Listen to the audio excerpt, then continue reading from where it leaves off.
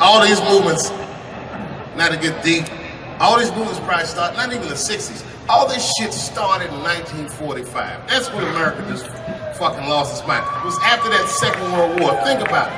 Because black Americans went off and fought in the war. They went to Europe. They made more money than they ever made in America. They might even got their dick sucked by white women.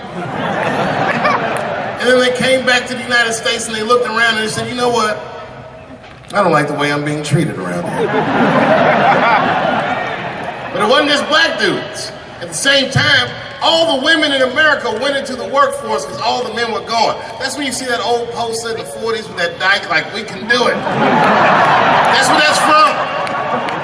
And these women made money, and then the dudes came back home and started telling these women what to do, and they were like, yo, I'm not feeling you, nigga.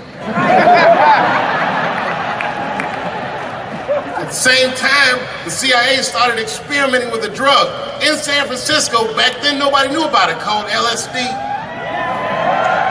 By 1960, all the white kids in America were like, it works. And a new school of thought was unleashed on the American consciousness. People had never even thought like that before, and now they were thinking like that in mass. White kids in mass were like, fuck our parents' plans for us. By the time 1960 rolled around, the President of the United States was 42 years old. He was the next best hope. And they blew his brains out in Dallas, fucking parade. That's the most gangster shit. There were 8 major assassinations in the 60s. Kennedy, X, King, Everett. And then, by the 70s, the white youth culture and the Black Panthers and the black youth culture started to merge. And you started to see Timothy Leary meeting Eldridge Cleaver in Africa, not Oakland. And that was the beginning of the 70s, one of the most turbulent decades this nation has ever seen. And I say all that to say this, that in that turbulent historical context, Bill Cosby raped 34 people.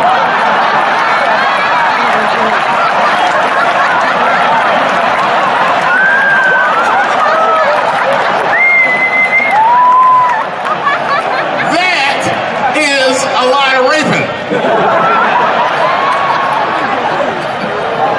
Oh, I didn't want to believe it. Every time I turned on the TV, I saw another old woman describing one of these antique rapes. These rapes were old school. They'd be like, and then Bill Cosby pulled my bloomers down. Bloomers? I saw him peering through me through a large cloud of vagina hair. Vagina hair? I've seen that in years.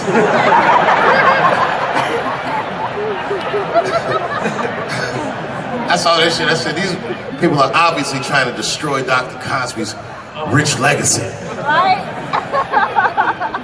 34 allegations later, I was still like, man, they probably only raped 13 or 14 of those people. Do all that raping. It's like 50 fucking rapes. And don't forget, each one of these rapes have 8 hours of sleep in them. It's like 1,000 hours of rape.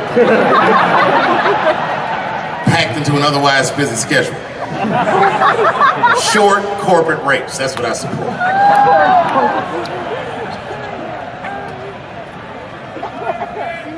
Why would they sleep? That's what I don't understand. Why is Bill Cosby making all these girls sleep? Like, look, man, I'm not even as famous as Bill Cosby was, but I know 20 girls I could call right now and be like, yo, come on to my place for a drink, and I'm gonna put something in it, and you're gonna fall asleep, and I'm gonna fuck you while you're sleeping. And they'd be like, cool, nigga, cool. What time you want me to come over?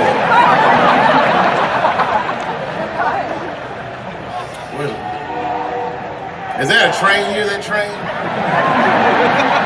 Trains do something to black people. Didn't you feel like running for that train? I've never been in a situation where I needed to. Something about being black, nigga, you just, when you hear a train, we'll say like, I've gotta go.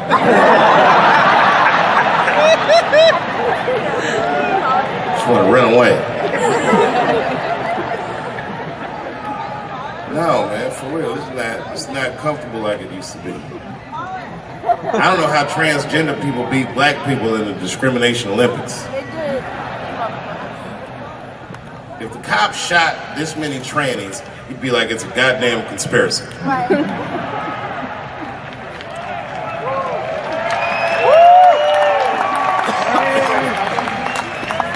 The niggas gonna start wearing high heels just to feel safe.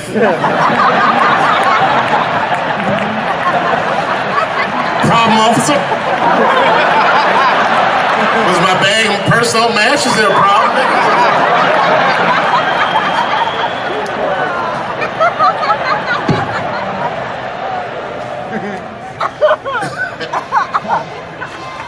There's too many, man. It's too many. There was one good one in California where the lady got beat up in traffic. You see that shit on YouTube? Yeah. And they beat the shit out of her. You watch the tape and be like, well, what did she do? Turns out she didn't even do anything. But the good news is the city of LA decided that the court should award her $1.5 million for pain and suffering. Which, if you know anything about money, is as much Marcos Maidana made to fight Floyd Mayweather the second time. It's pretty good considering this woman never trained a day in her life. You can see it in the tape. She didn't come to fight. She took too many shots. She covered her gut, punched her face. She just wasn't doing it right.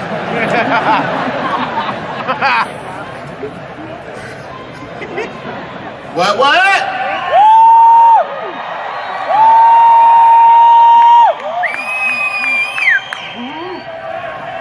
You know what's funny about being in San Francisco? First of all, the city's not even gay anymore. Gay people can't afford to live there. They just visit. Gay people got their money tied up in other shenanigans.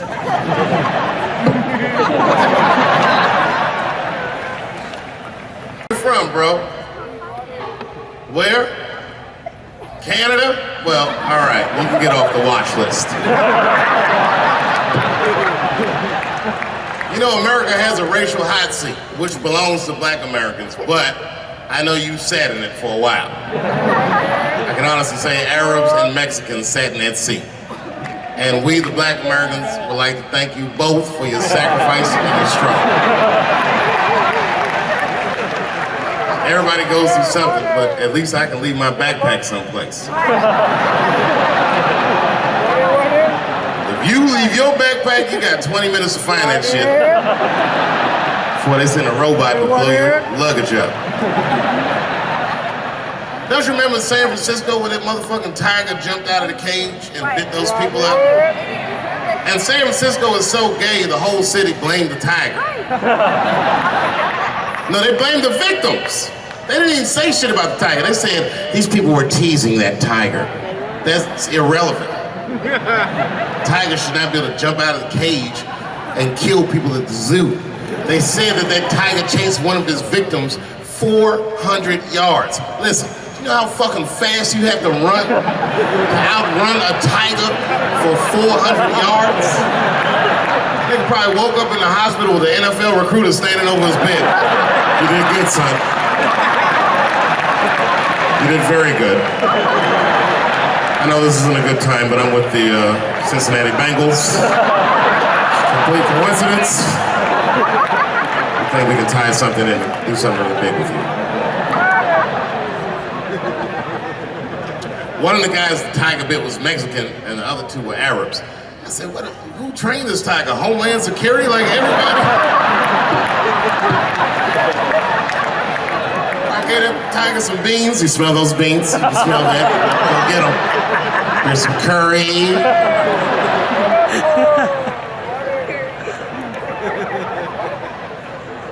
I see a lot of Indians in San Francisco. I always wanted to be in a Bollywood movie. Because Bollywood movies are deep, but at the end of the movie, no matter what kind of movie it is, there's always a dance number to make you feel better when you go home.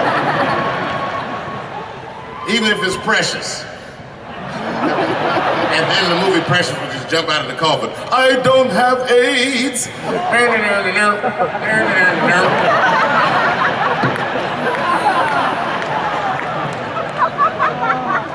You ever see Precious? Boy, that was a sad movie. Yeah, that was tough. If you haven't seen it, you know all the statistics of living in urban life in America. But if you could picture all those statistics happened to one person for 90 minutes, that was precious.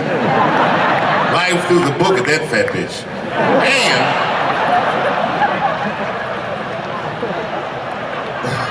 the music haunted me. Because the music was like, you know, like, I don't know, break beats or something. If they had Eddie Vedder do the score for Precious, I'd have killed myself in the movie theater. They had some of that, like, Smashing Pumpkins. Precious was morbidly obese. She couldn't read good. She was a victim of incest, and the baby had Down syndrome. Still the first verse, nigga. You gotta see the movie.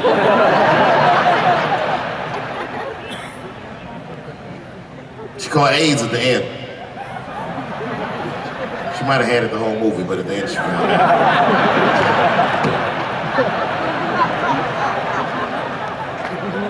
That's one way to lose weight, you know. It's a fucking movie. Precious is a fictitious character. I'm sorry. It's a fucked up movie. It was a fucked up movie. I got scared when I went to see Straight Outta Compton. And Eazy-E caught AIDS at the end. That shit freaked me out. Because I didn't know you could get AIDS from firing your manager.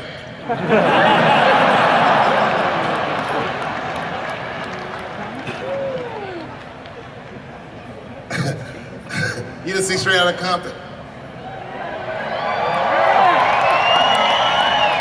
Eazy-E caught AIDS in the last 10 minutes of the movie. He just started, you good, nigga? You all right?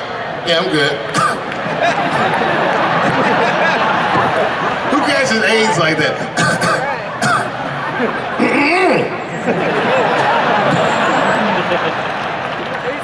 AIDS does not sound like that.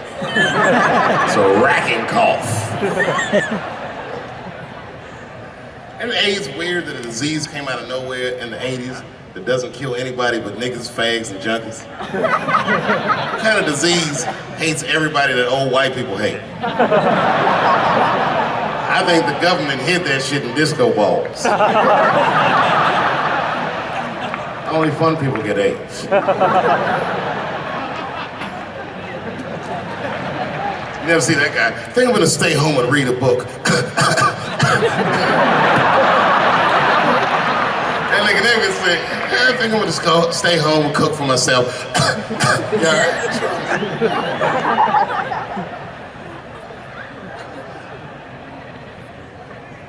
Remember when Donald Sterling made that tape?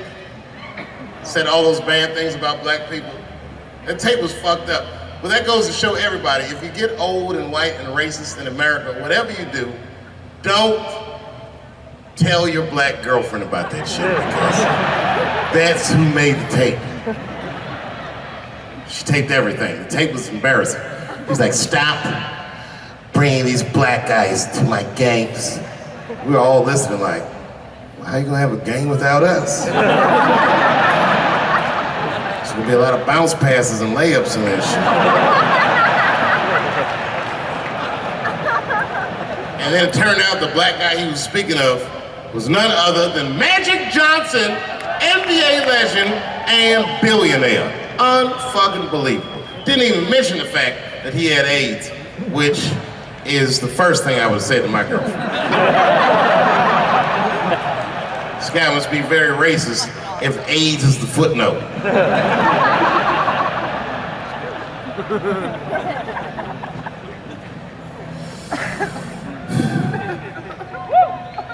How many of y'all work for Google? Nobody?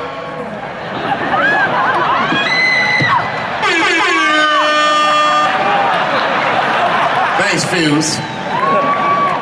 That air horn always pushes the joke through. You ever do something regular, but if you do it with the air horn, it sounds better. Like once I pulled my dick out at a New Year's Eve party. Real traumatic experience. I'd been drinking.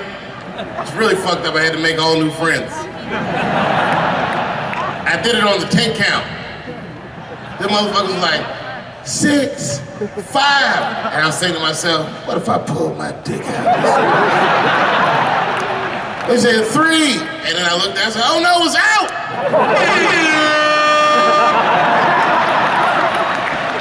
And air horn pushed me over the top. I pulled that shit out of the...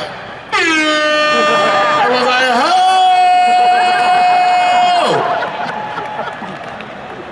Man, when that nigga pulled his dick out, that really set the party off.